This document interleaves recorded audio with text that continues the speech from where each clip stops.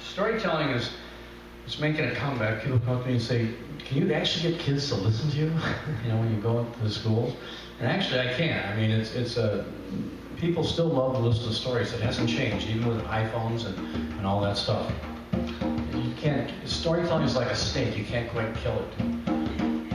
It's so deeply ingrained in us. Everybody, that's how we communicate. That's how we make friends. We tell a story, some piece of our life. Its recent comeback, we don't have quite as many storytelling festivals in the country as we used to, but there are more people using it in other ways.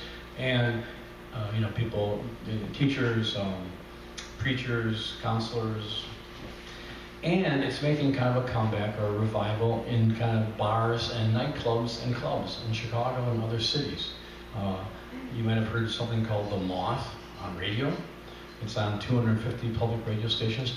And The Moth was put together by this guy from Atlanta that remembers being a kid in the South, before air conditioning. Everybody sat out on the porches at night and talked because it was too hot to sleep in the house usually. And he remembers sitting there listening to his granny and his elders telling stories, and he was fascinated by the moths that would come around the porch light, So he calls the guy who started this Moth, he calls it The Moth, and it's just people getting up and telling, usually about 6 to 10 minute personal experience stories, things that happened to them. And it's caught on. It's all over the country now.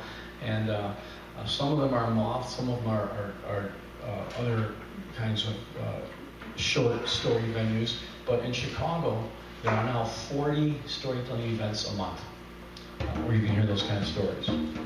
Now, my bunch got interested in storytelling about 30 years ago with something called the National Storytelling Festival in Tennessee. And partly because it happened in Tennessee, same place where the old folk music came from, and country music, and the old-timey music, and fiddlings, and banjo playing. It has deeper roots. The storytelling there has deeper roots. It has roots go all the way back to Ireland, Scotland. And so my first story that I learned and came and told my fifth graders, I don't know if you remember, it was called Soldier Jack. It was a jack tale. And these jack tales go all the way back to Ireland and Scotland. So the first story that I learned to tell my fifth graders was a story that was probably somewhere between 500 and 1,000 years old, maybe more. So that's how my sort of generation of storytellers differs from what you hear on the radio, because they're almost all personal experience stories. Now, we also tell personal experience stories. Bell for Shorty, that's what that was. It was a true story. But here's another story from a different part of the world, and it's pretty old as far as I know. Once in ancient China, there were 3 holy men, 3 monks. No, not monkeys, but Taoist monks. And they were a whole new kind of religion. They were revolutionary. The Confucian scholars did not like them, thought they were weird. Anyways, these three monks thought it was their duty, their spiritual path, to each day descend the mountain, enter the village, sit in the village square, and laugh hysterically for 10 to 12 hours. This bothered a lot of people, especially the scholars, and the officials, and the police. I don't know why it bothered everyone, this laughing for 10 to 12 hours a day. It only went on for 30 or 40 years. So one day, one of the laughing monks died. And the scholars and the officials thought, finally we'll get some peace and quiet around here, because there'll be a funeral. And the body of the laughing monk could be cremated.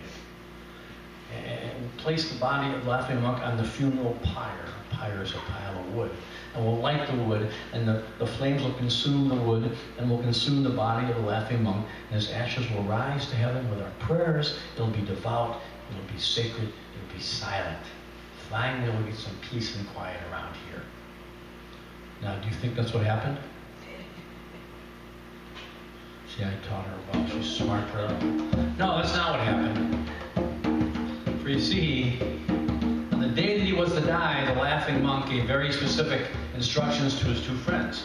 Namely, to wit, that his clothes should remain upon his body, that his clothes should not be touched or altered or moved in any way, that his clothes should be thrown into the raging fires of cremation in the exact same condition they were at the moment of his death. For you see, 5 minutes before he died, the laughing monk had stuffed his pockets full of firecrackers. It sounded like this. And that's how the laughing monk got the last laugh.